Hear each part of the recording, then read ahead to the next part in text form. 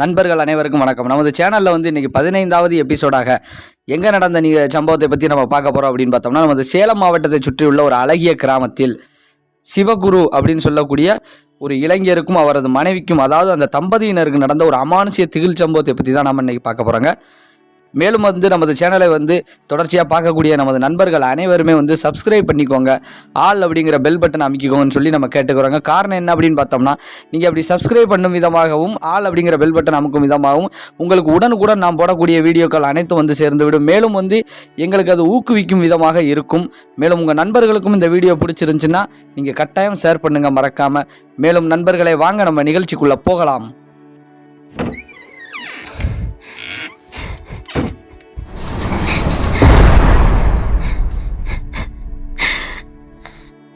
நாம் ஏற்கனவே கூறியது போல் இந்த சம்பவம் சேலம் மாவட்டத்தை சுற்றியுள்ள ஒரு அழகிய கிராமத்தில் சிவகுமார் அப்படின்னு சொல்லக்கூடிய அவருக்கும் அவரின் மனைவிக்கும் நடந்த ஒரு அமானுஷ்ய திகில் சம்பவத்தை பற்றி தாங்க பார்க்க போகிறோம். மேலும் குறிப்பாக கிராமத்தின் பேரை நம்ம சொல்லக்கூடாது, அந்த ஒரு காரணத்தினால நம்ம கிராமத்தின் பேரை சொல்லலாம். மேலும் இந்த சிவகுருங்கிற பேர் கூட நம்ம மாற்றித்தாங்க சொல்லியிருக்கோம்.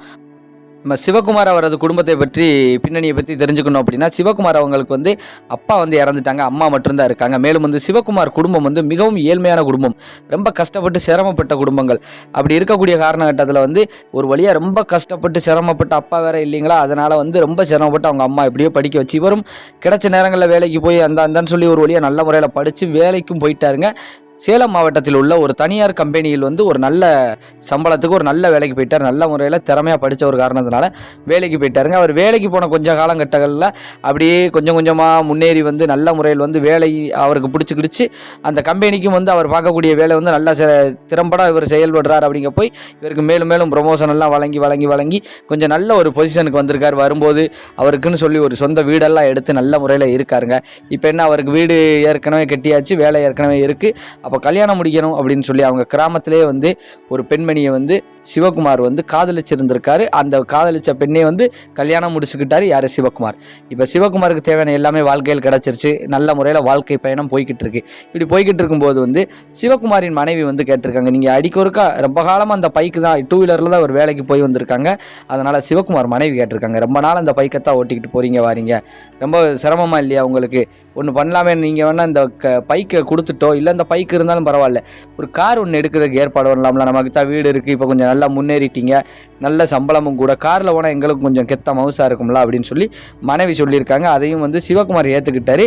அவங்க அம்மாட்டையும் கேட்டிருக்காங்க. அவங்க அம்மாவும் சரி, மனைவி ஆசைப்படுறா வீட்டம்மா, அதனால் நீ எடுக்கிறதில் தப்பு இல்லைப்பா, எடுத்துக்கோ, ஒன்றும் பிரச்சனை இல்லை, கொஞ்சம் பார்த்து எடுப்பான்னு சொல்லி சிவகுமாரும் சொல்லி எல்லாருமே சம்மதம் தெரிவித்து சிவகுமாரின் நண்பருடன் சிவகுமார் கொஞ்சம் அலைஞ்சு திரிஞ்சு கார் பார்க்குறதுக்காக அவர் என்ன நினைக்கிறார் அப்படின்னா, புது கார் எடுத்தால் கொஞ்சம் அதிகபட்சம் ரூபா செலவாயிரும், நண்பர்கள் எல்லாருமே சொல்கிறதும் அதுதான்.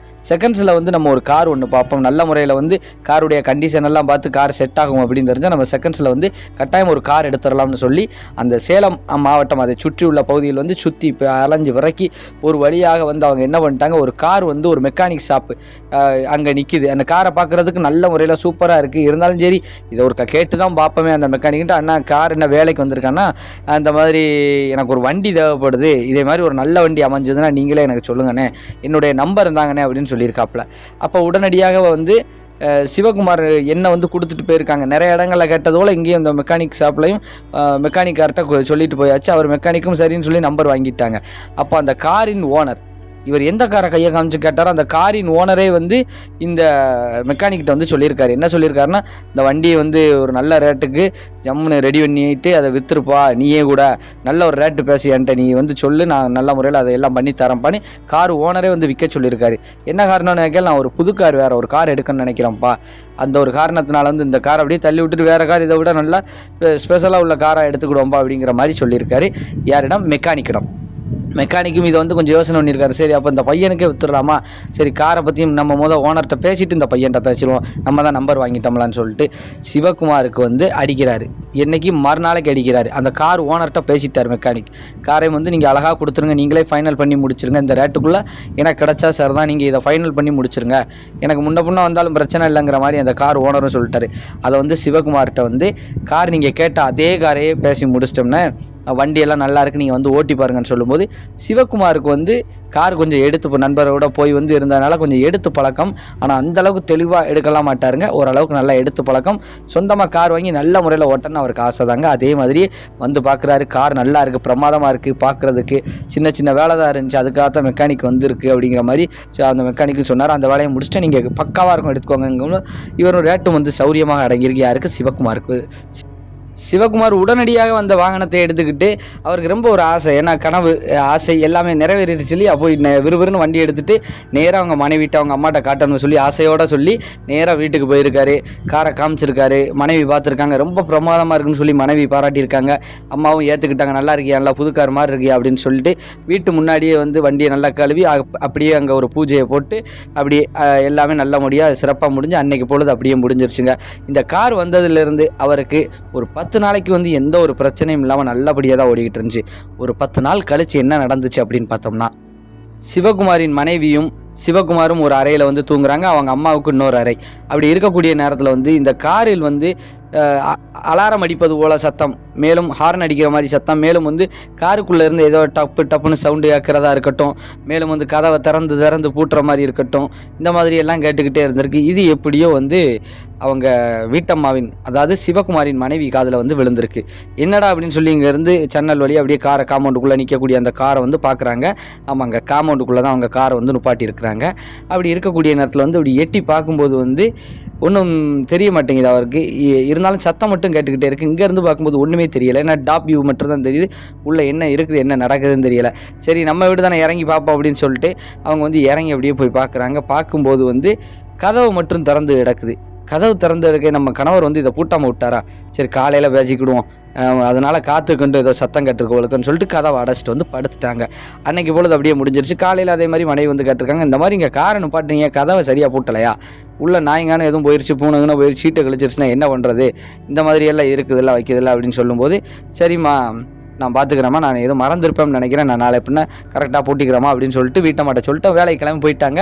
அன்றைக்கி பொழுது அப்படியே முடிஞ்சு மறுநாள் இரவு வருது. அன்றைக்கி இரவே வரும்போது வந்து அதே மாதிரி தான் தூங்குறாங்க. தூங்கிக்கிட்டு இருக்கும்போது மறுபடியும் வந்து அன்னைக்கு இரவும் வந்து ஒரு சத்தம் கேட்கதா இருக்கட்டும், அலாரம் ஹார்ன் அடிக்கிற மாதிரி இருக்கட்டும், இதெல்லாம் தெரியும் போது வந்து இவங்களுக்கு வந்து ஒரு பயம். யாருக்கு? மனைவிக்கு. உடனடியாக கணவரை எழுப்பி கேட்கும்போது கணவர் வந்து என்னம்மா அப்படின்னு கேட்கும்போது, இல்லை சத்தம் வண்டியில் கேட்டுக்கிட்டே இருக்க மாதிரி, ஹார்ன் அடிக்கிற மாதிரியெல்லாம் இருக்குது, அதில் ஒரு ரோட்டில் ஏதாவது வண்டி போகுமா இருக்கும், பைக்கு தான் போகுங்க, நம்ம ரோட்டில் வந்து பெரும்பாலும் வந்து கார், இந்த ரோட்டில் இந்நேரத்துக்கு யார் போக போகிறாங்க, ஆனால் கார் அவரோட ஹார்ன் மாதிரி தான் இருந்துச்சு, அலாரம் மாதிரி தான் இருந்துச்சு அப்படிங்கும்போது சிவகுமாரும் வந்து பார்க்குறாரு, ஒன்றும் பிரச்சனை இல்லை, எப்பயும் போல தான் வண்டி நிற்கிதாம்மா, நல்லா தான் இருக்குது அப்படின்னு சொல்லிட்டு அவரும் படுத்துக்கிட்டாரு. சரி அப்படின்ட்டு நமக்கு தான் மனசுக்குள்ளே ஏதோ தோணுது போலன்ட்டு அவங்க வீட்டம்மாவும் அப்படியே படுத்துக்கிட்டாங்க. காலையில் வந்து ஒரு 4:30-5 மணிக்கு வந்து அவர் மனைவி தான் பெரும்பாலும் வந்து வீட்டை முத்தம் தொளிப்பதாக இருக்கட்டும், கோலம் போடுவதாக எல்லாமே இருக்கட்டும், அந்த மாதிரி வந்து முத்தம் தொளிக்கும் போது காரில் தண்ணி இப்போ லேசாக பட்டிருக்கும்ல, டப்புன்னு கதவை திறந்தோடனே இந்த பெண்மணி வந்து பதறிட்டாங்க. யார்? சிவகுமாரின் மனைவி வந்து பயந்துட்டாங்க. என்னடா இது கார் கதவை டப்புன்னு திறந்த மாதிரி இருக்குது அப்படின்னு சொல்லிட்டு அவங்க விறுவிறுன்னு போயிருக்காங்க. உள்ளேருந்து ஒரு பூனை ஓடுன மாதிரி இருந்திருக்கு, கருப்பு பூனை ஒன்று வெளியேறி காம்பவுண்டுக்கு வெளியில் குதிச்சு ஓடுற மாதிரி இருந்திருக்கு. இது அப்படியே பார்த்தோன்னே அவங்க என்னடா இது இன்றைக்கும் சரியாக பூட்டலையா, கண்ணாடி பூட்டாமல் விட்டுருக்காங்களான்னு பார்த்தா கண்ணாடி எல்லாம் பூட்டி இருக்குதுங்க. கார் கதவும் பூட்டி தான் இருந்திருக்கு, ஆனால் இது திறந்த மாதிரி இருந்திருக்கு. இவங்க பார்க்கும்போது சரின்னு சொல்லிட்டு உடனடியாகவே கணவர்கிட்ட, நேரத்தே நான் என்ன சொன்னேன், கார் கதவை பூட்ட சொன்னோம்ல, இந்த மாதிரி பூனெல்லாம் உள்ளேருந்து ஓடுது அப்படிங்கல, இல்லைம்மா நான் பூட்டிட்டு தான் வந்தேன், நீ சொன்னதுலேருந்து நான் நின்று நல்லா பார்த்துட்டு தான் வந்தேம்மா, அப்படியெல்லாம் இல்லைம்மா அப்படின்னு சொல்லி மனைவிட்டே சொல்லியாச்சு.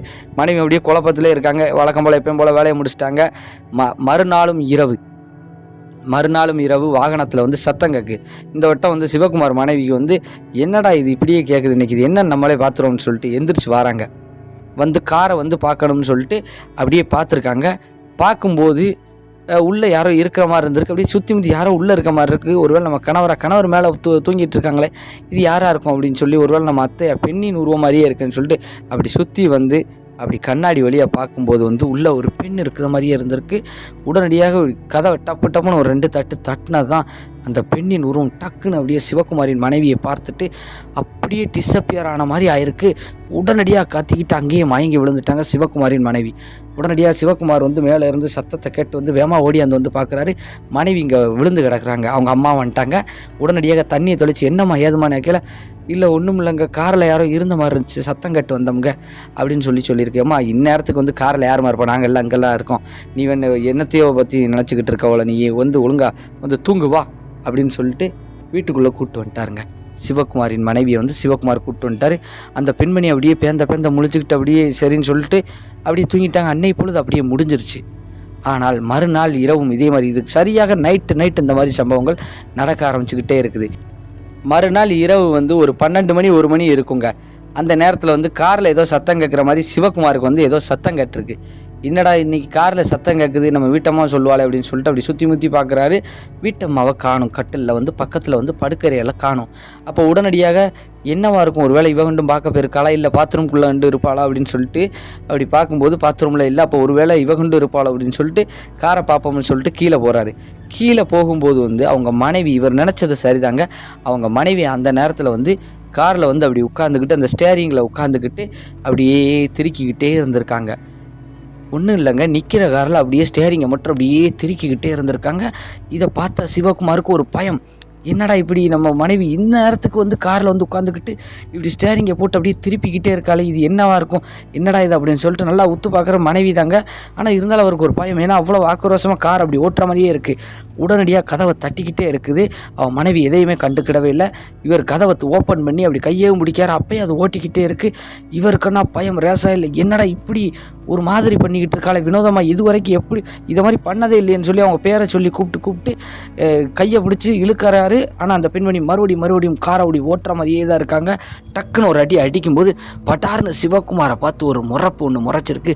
சிவகுமாருக்கு வந்து பயம் ரேசா இல்லை, ஏன்னா தன் மனைவி வந்து அப்படி என்றைக்குமே வந்து அப்படி முறைச்சி பார்த்ததே இல்லை. இவருக்கே வந்து ரொம்ப ஆச்சரியமாக அதிசயமாக பயமாக போயிடுச்சு.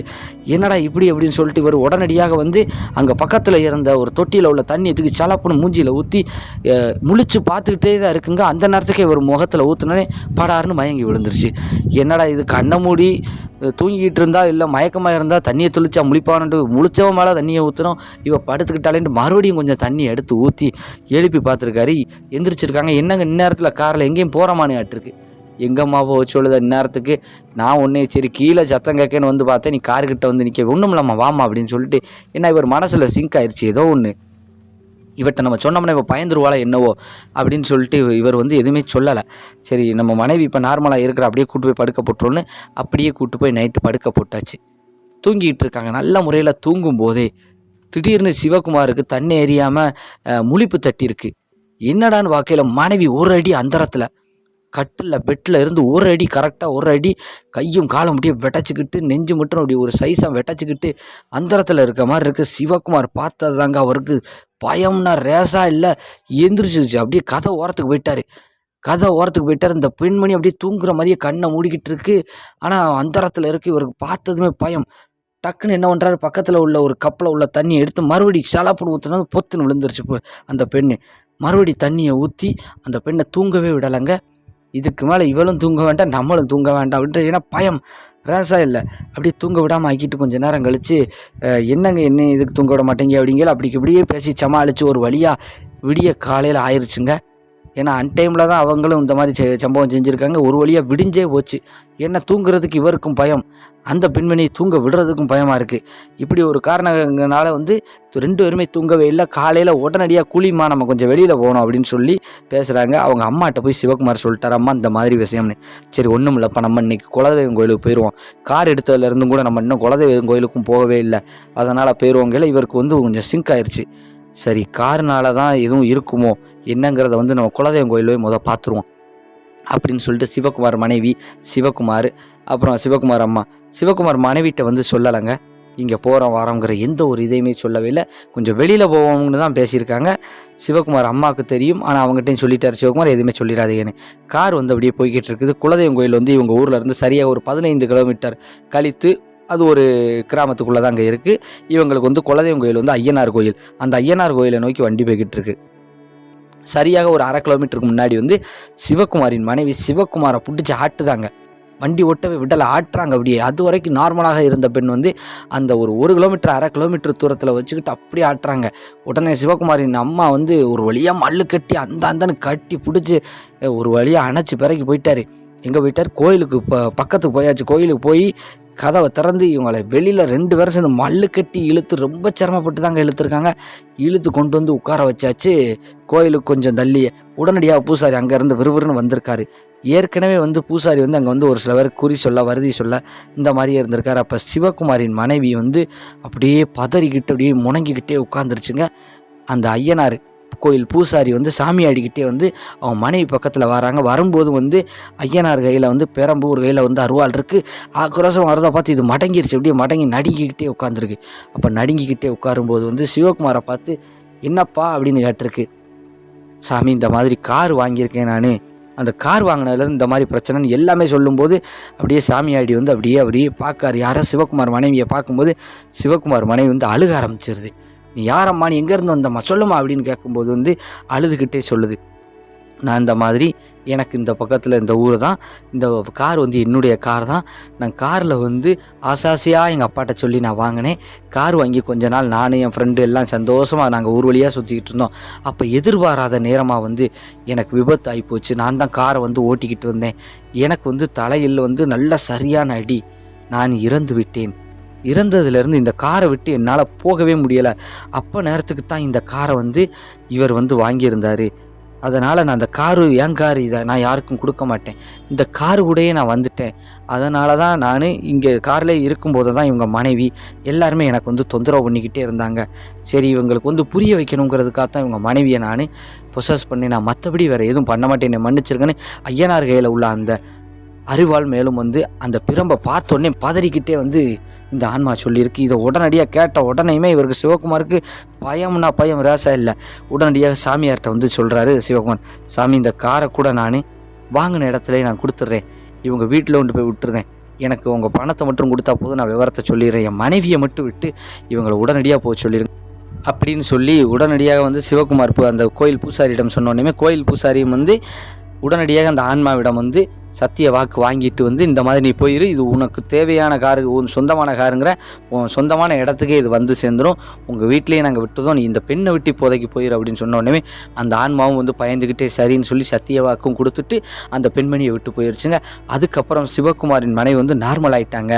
நார்மலான உடனே அந்த கோயில் பூசாரி வந்து எல்லாருக்கும் தின்னார் கொடுத்துட்டு இந்த மாதிரி எல்லாம் இனிமேல் எச்சரிக்கையாக இருக்கணுமாப்பா, கவனமாக இருக்கணும், தெரியாத இடங்களை இப்படி வாங்காதன்னு சொல்லி ஒரு சில அறிவுரையும் வழங்கிட்டு அந்த சிவகுமார்கிட்ட உடனடியாக நீ வீட்டுக்கு போன உடனே உன் மனைவி உன் வீட்டம்மா இறக்கிட்டு காரை கொண்டு போய் விட்டுரு, பணம் கூட முன்னப்பின்னா வாங்கினாலும் வாங்கிக்கோ, ஆனால் கார் இனி உன் கையில் இருக்க வேண்டாம்னு சொல்லி அந்த கோயில் பூசாரி சொன்ன உடனடியாகவே இவர் நேராக போய் அந்த மெக்கானிக்கிட்ட கொண்டு போய் வண்டியை கொடுத்து விவரத்தெல்லாம் சொல்லும்போது மெக்கானிக்கே வந்து பயந்துருக்காரு.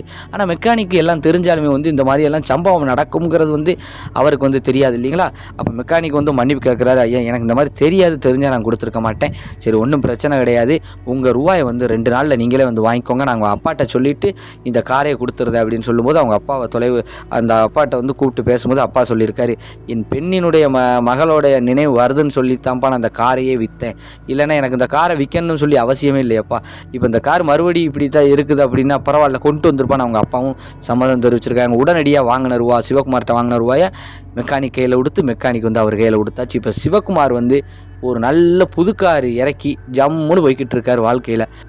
இந்த சம்பவத்தின் மூலம் நம்ம என்ன கருத்து சொல்ல வரோம் அப்படின்னு பார்த்தோம்னா, ஆசைங்கிறது எல்லாருக்குமே இருக்கும், காசுங்கிறது எல்லாருக்கும் நம்ம தான் தேடிக்கணும். ஆசைக்கு ஏற்ற மாதிரி காசை சேர்த்து வச்சு உண்மையிலே வந்து புதுக்காராக நம்ம வாங்கிடலாம். எந்த ஒரு இதுவுமே வந்து புதுசாக வாங்கிட்டு அது நம்மளின் உரியது, நமக்கானது, அது நம்ம கூட இருக்கும், பிரச்சனையே கிடையாது. நம்ம வந்து இந்த மாதிரி செகண்ட் ஹேண்ட் வாங்கினோம்னா ஒரு சில நேரம் அது நல்ல முறையில் வாட்சிக்கிடும், ஒரு சில நேரம் அந்த வாகனமாக இருக்கட்டும், அது எந்த ஒரு பொருளாக இருக்கட்டும் சிக்கல்லையும் கொண்டு வந்து விட்டுரும். இதில் இன்னொன்று அமானுஷியமும் கூடவே சேர்ந்து வந்தால் நம்ம என்னத்தை சொல்ல. அதனால் வந்து இந்த செய்தியின் மூலியமாக வந்து எதுவுமே புதுசாக ஆசைப்படுங்க, புதுசாக வாங்கிடுங்க, முடிந்த அளவுக்கு செகண்ட் ஹேண்டை தவிர்த்துருங்க. நன்றி வணக்கம் நண்பர்களே. மறக்காமல் நமது சேனலை வந்து சப்ஸ்கிரைப் பண்ணிக்கோங்க, ஆல் அப்படிங்கிற பெல் பட்டன் அமைக்கிக்கோங்க, உங்கள் நண்பர்களுக்கு இதை ஷேர் பண்ணுங்கள். அடுத்த வீடியோவில் சந்திப்போம். நன்றி வணக்கம்.